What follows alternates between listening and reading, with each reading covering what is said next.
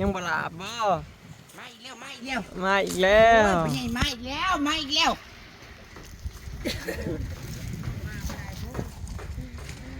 ป่าวงมาเล่นน้ำพี่น้องมาเพิ่นบอกแต่ว่านี่แหละศึกษาจิตใจขอบคุณคุณพี่นนท์นะจ๊ะสวัสดีค่ะศึกษาจิตใจอำมราขนาดนี้พี่นนท์เลี้ยงเป็ดพอดีแมลงสั่งเป็ดบอกมา2 ตัวให้เลยแปะกินแล้ว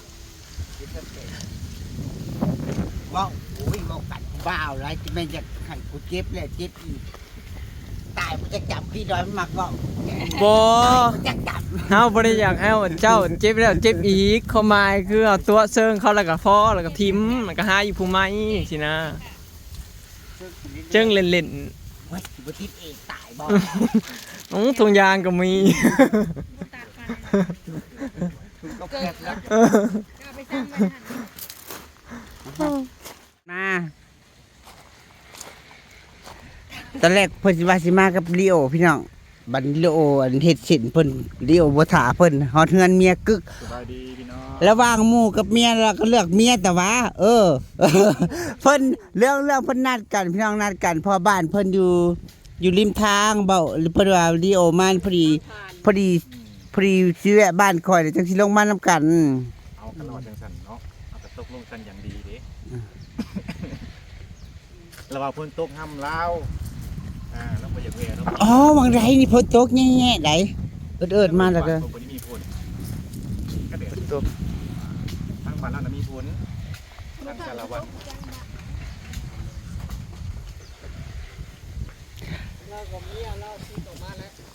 เมียมาแล้วเมียมาวานนี่เด้เมียวานก่อนนี่บ่ครบ14 มื้อซ้ำตอนแรกว่าสิอยู่ครบแล้วบัดสิออกมาวานเขาผัวก็บ่อยู่เด้เมียไปบวชผัวก็หนีมาบ้านบัดนี้เมียก็ชิกออกมาบาดนี่แน่เมียก็ชึกออกมาบัดบ่ครบ14 มื้อก็สร้างมันสิวานเขานำเพิ่นน่ะก็ไปใหม่บ่กัดนะบ่ครบ14 มื้อข่อยยังต้องได้ไปนี่ข่อยน่ะไปเพนพอได้ไปนั่งมอน้ำเขาจนบริการจนดึกดื้อบัดนี้ต้องไปมันครบด้วยบัดไปมันครบ14 มื้ออีกบัดนี้ตักไปเดินได้ไปมื้อละเทื่อ2 เทื่อก็ได้คะแนนมันครบ14 มื้อทางเขามันจะมีไฮ2 หน่วยตัวขามนั่นแหละเป็นวัดป่าแกงหน่อไม้อีกแล้วจ้าอยากกินแล้วแม่แล้วแม่พี่น้องเอ้ยคุณแม่เข้าชวนนางจัดการอยากหายอยากงองเด้พี่น้องจัดการคุณแม่ให้นางแน่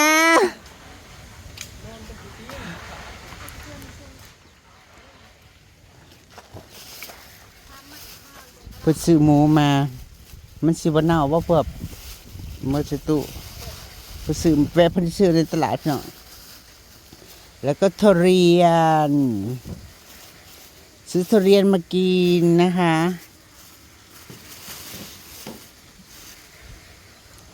จ้านี่ปาก200ศักดิ์สิทธิ์อันนี้พี่น้องอยากได้ดิได้มาปลูกเดี๋ยวสิไปซ้ำไว้ก่อนพี่น้องสิไปซ้ำไว้ใส่แกงหน่อไม้แล้วก็ใส่อันทอดไข่นะ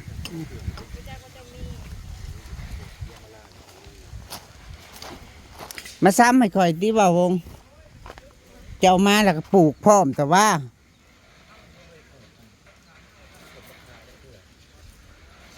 เอามาจับกล้องนี่ซะ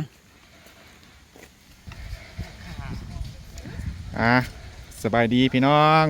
มาตามคำขอของ FC มาหอดจดถึงแล้วพี่น้องเอาเบ้าดูว่ายังผ่านกดบ่ได้บ่กด YouTube นั่นผ่านเมื่อละจ้าตื้อว่าไวเนาะไวพอสมควรไหนไวบางคนเขาเจ้ามาใช้เวลาเป็นปีคือข่อยบอกแล้วการจังได้กะขอบใจเจอมราหลายๆ บ่แป๊บจะบอกโอ้ไว้นะนี่ถือว่าไว้แล้วบ่แป๊บว่า วันที่คอยเริ่มทายวันที่ได้ว่าวันที่3มื้อนี้17 วันถือว่าไว้เนาะพี่น้องครึ่งเดือน จิตก็บ่รู้ได้ซ้ำสิดินเหนียวเด้อพี่น้อง บ่วงเอาต้นผักขาลำผักขามาให้เพิ่นปลูกพี่น้องเพราะว่าอยู่สวนเพิ่นบ่มีเด้ มันสิติดอยู่บ่ใส่ ข่อยไม่รู้ มันเป็นดินเหนียวมันติดไว้อยู่ได อืม ข่อยว่าสิปลูก2แบบ อุ้ยมาฮอดนี่เพิ่นแดดพี่น้องเสาร์นี้บัดคือฝนสิตกแห้งอะไรได้เสาร์นี้นะมาเป็นงนแต่ว่าบ่มี ตั้งแต่เฮ็ด YouTube นี่รู้สึกสิเว้าเป็นเนาะ เอา เว้ากะลักกะไหลก็นอนฟังแต่ละมื้อ อ๋อมันก็มีการพัฒนาแน่เด้ เว้าเก่งกว่าเก่าจากที่บ่เคยเว้านั่น แม่นบ่วงน่ะเป็นคนบ่มักเว้าเด้เป็นคนเงียบๆแต่ว่าด่าเจ็บอยู่เด้เอา เคยด่าขออยู่ มีแต่เจ้าน่ะด่าข่อยปักหาปักปล่อยเดี๋ยวจัดการคืนเนาะพี่น้อง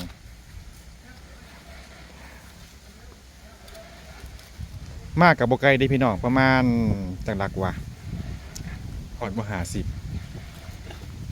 บ่ไกลพี่น้องขี่รถก็ประมาณชั่วโมงปลายชั่วโมงครึ่งเพราะว่าบ่วงขี่รถออกมาตั้งแต่บ้านกา 9:40 ล่ะก็แวะปักซองนำได้ก็ต้นเติบตอนนี้ก็ 11:30 แล้วก็บ่ดนเด้พี่น้อง FC เฮาซะส่วนมากจะเป็นคนไทย 70% เวลาจะเว้ายังได้ใช้คำว่าเขาถือได้ แม่นบ่ อะไรวะประมาณนี้เด้มีอะไรวะประมาณ บัดจิลาเพิ่นว่า เฮาบัดธรรมดาเนาะเขาว่า เฮ็ดต่อไป200ก็อยากได้พี่น้องบ่วงบ่ฮู้ว่าเพิ่นอยากได้เด้ก็เลยบ่ได้เอามาเพื่อเอามาได้2ท่อน มันติดแต่กระแป้งกันพอดีเนาะ คันมันติดก็ได้นั่นล่ะ ปลูกไรก็มันหกคุณแม่อันนี้ขอยปลูกผักบุ้งแก้วแล้วนะ มันสิเป็นซะบ่ เจ้าอย่าเหยียบมันให้มันสิแตก ยังสิแตก แก้ว เอาเป็นหมกยังวะเป็นหมกยังเนาะ มันติดปากค่อยแม่คำว่านี่นะ แม่เขาเคยเว้าเด้ ก็สิพยายามพี่น้องคำใดคำนั้นได้บ่ถือกาขอโทษขออภัยหลายๆมื้อนี้คืองามแท้เนาะบ่แม่นคอยสิมาแล้วแต่งกันหน้างาม โอ้ยเว้าคือเพิ่นเป็นผู้บ่าวเขานี่เอ้ย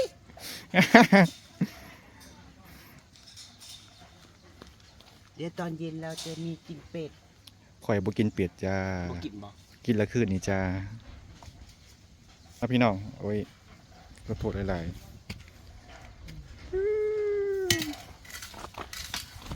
ขายแต่อินดีดี เนาะพี่น้อง โอ้ย คืนนี้บ่วงกินเป็ดแล้วก็สิได้บ่ได้กินล่ะเพราะว่า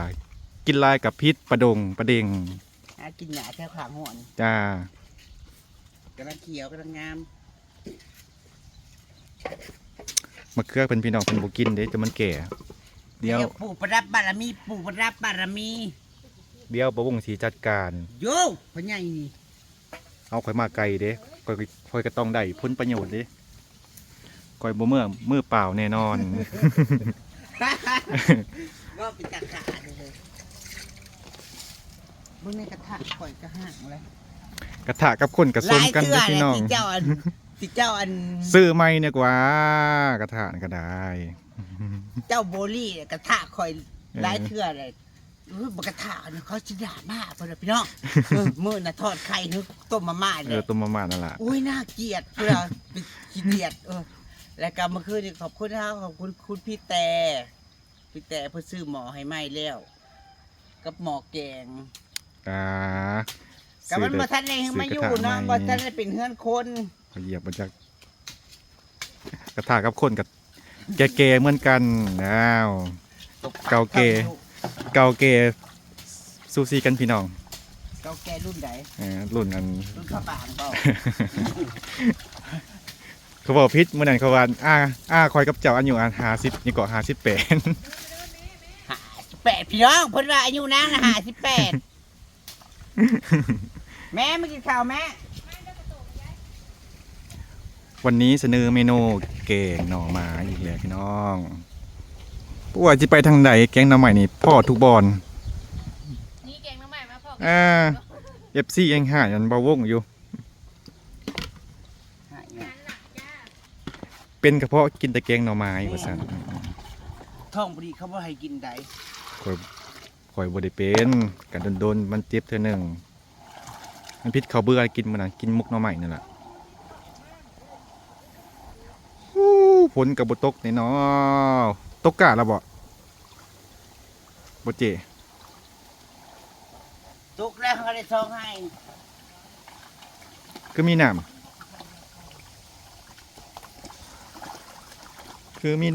ำหวานกา ตั้งแต่เอามาบ่ทันได้ละอีกเทื่อเฮาสิละ มื้อนี้คิดจัง บั ได ด จัง นี้ ได๋ ไม่ได้แกงหน่อไม้อยู่เฮือนเขาก็แกงได้อยู่เฮือนเขาก็แกง จักลืมกินของเขาวเช้า กินข้าวแล้วมานะ บ่กินจุบจิบไปแล้วก็แล้วได้พี่น้องอุ้ยหัวสิไข่เพิ่นงามขนาดปิ้งเป็ดมื้อแรงเนี่ยปลาโถ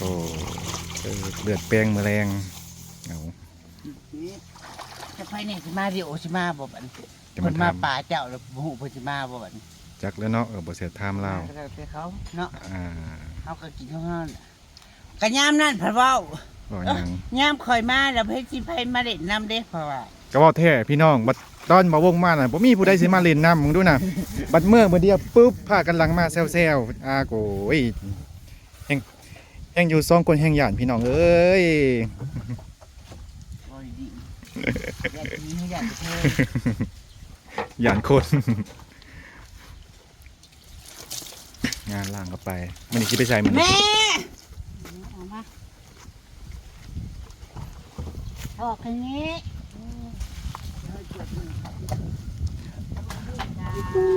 มันนี่ลมเย็นขนาด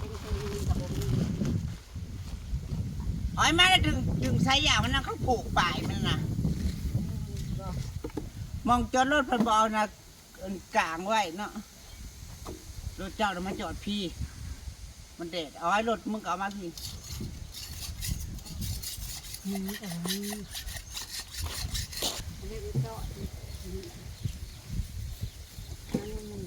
นี่ผักบ่งพอดีเอาไปผัดน้ำมันหอยพี่น้องตาซอนมะเขือเพิ่น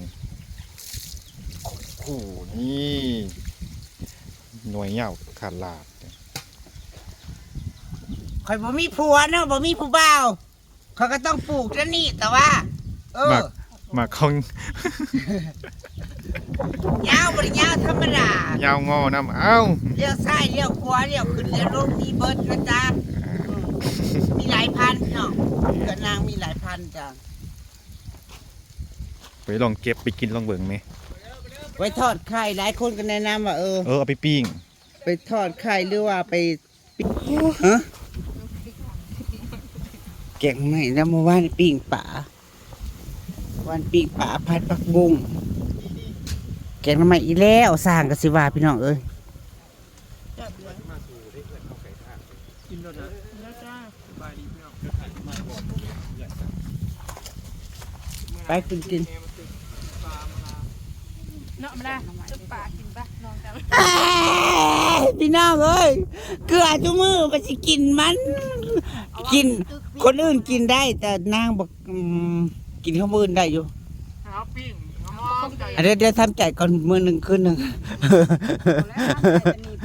พอแล้วเอามันสิร้อยมาตึกเอาแล้วกับตัวเรากับป้าเขาตึกป้าคองเขา แม่มากินข้าวแม่ นั่นใช้สถานนะ เดี๋ยวตักกับข้าวไปให้สั่งจิ้มข้าวมาให้น้องเคยก่อนกินแกงมันไหมสิเมื่อยเลยพ่อใหญ่แล้วบอกข้าวพวกเลยพี่น้องแล้วเวียกเราคือเมื่อเลย แล้วบอกกินข้าวเงินเพิ่นเงินตู่ตั้งแต่มาเฮ็ดเฮือนนี่ก็เคยนั่งกินข้าวน้ำช่องเถื่อ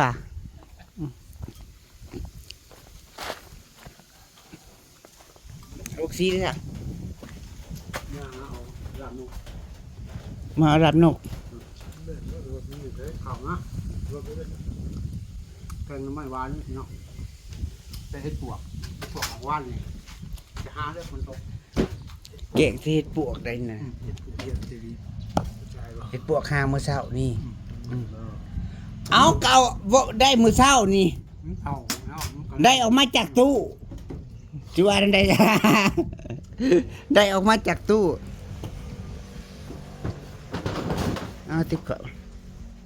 เก้าอี้แล้วก็ถอดออกตินะซ่อนกัน นี่แหละกับข้าวสร้างจ้ามื้อนี้บ่ามือแกงหน่อไม้ใช่เพลินสิเป็นกระเพาะพอดี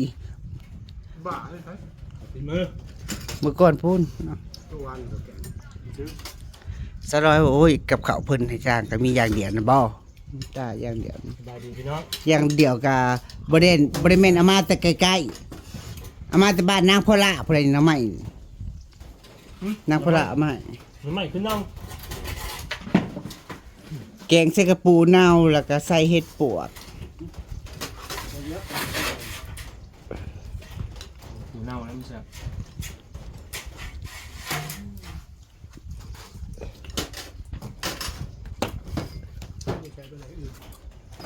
เนาะแกงใหม่เนาะมันเข้ากันเนาะกระแปลกอึ้ง เขาแกงเรื่องอื่นก็ได้ครบน้ำซับเผือกต้มทั้งมาไข่ทั้งแค่น้ำแล้วต้มของข้าวส่งเลยไม่ไข่ เพิ่นกำลังสิเฮ็ดเทอันนี้พี่น้องสิเทขึ้นมาเทบันไดขึ้นมานะคะ ดันที่ราคาอยู่เยอะ ฮะ ได้ราคาจำค้าเงินนั้นมานั่น200ด้วยกันกันละ200 ค้านก็ไล่บ่ ได้ราคา200 ค่าแอมนี่ก็ไล่ค่าค้านก็ไล่พี่น้องบ่แม่นแอมแล้วเฉพาะค่าแอมอย่างเดียวพี่น้องมีค่าค้านพร้อมเนาะบ่เออ เพราะว่ามันเขาเฮ็ดเขาก็บ่ได้ครบเนาะทานเขาประเทศจะอ้อมเนาะ เออ แล้วกลางเขาบ่ได้เทมัน ถ้าว่าค้านตัวกลางนะคะไล่ค้านตัวเทิงก็ไล่สรุปแล้วผาหนึ่งนะครับบริเวณแต่2,500นี่แม่นบ่ ร้านเทิงหน่วยไร เออ ได้ค่าขึ้นค่าขึ้นเรือประตูนะป้องละ200ได้ต่ำจนเบิดมื้อ รวม อันนี้ก็ใช้ไปเดินเฮ็ดบันไดขึ้นมาให้พร้อมได้น่ะ มันได้ครับได้หรือยัง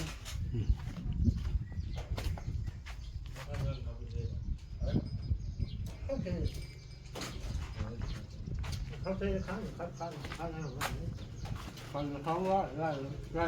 ต่ำๆนั่น ไล่ต่ำๆไว้ขันละ100ก็ได้อ้าย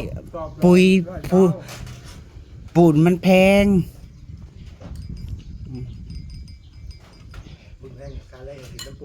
บ่แล้วค่าแรงก็ลดลงไหนค่าของเฮามันแพง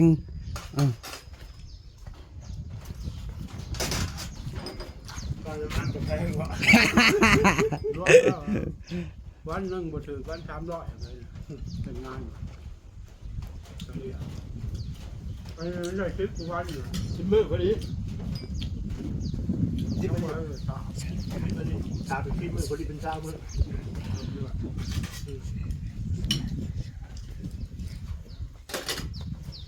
นี่คือเดือนนึงพอดี คือเสียเป็นรายวันบ่คันบ่เอาเป็นอันนี้กะฮะเสียบ่เป็นรายวันมื้อใดบ่มาก็บ่ได้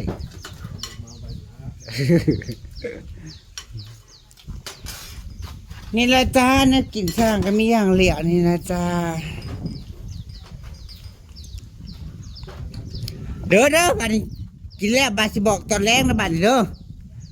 เฮ็ดลาบอันเสียนเลือดแปลงเป็ดตอนแรกมาเด้อ บ่ไปถึงแค่แล้ว แมลงเลือดแปลงเป็ด เดาไปคล้องอ่ะ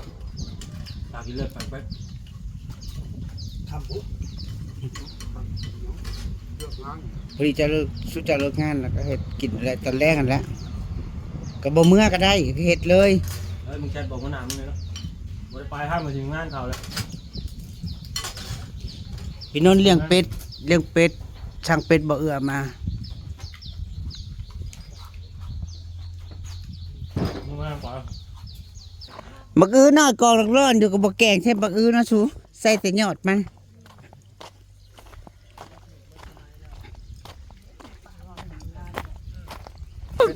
มาเห็นเบื้องหลังเบื้องหลังการถ่ายคลิปเบาวงเลยพี่น้องเอ้ยหน้าจอแล้วก็คืออยู่ประเด็นอย่าง นี่มาหาโปรดิโทรศัพท์กันไหม แล้วมันแจ้งบ่ เอาเวลามันแจ้งมันมืดซื่อๆ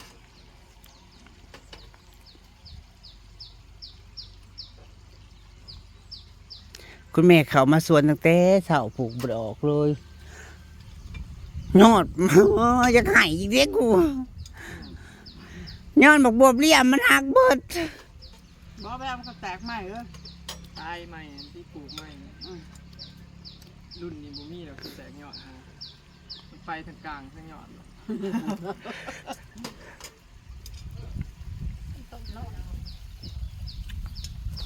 พี่น้องจ๋ามันลาพาจากกันเด้อจ้า ก่อนอื่นก็ขอบคุณทุกคอมเมนต์ขอบคุณทุกกำลังใจจ้าสำบายดี สวัสดีค่ะ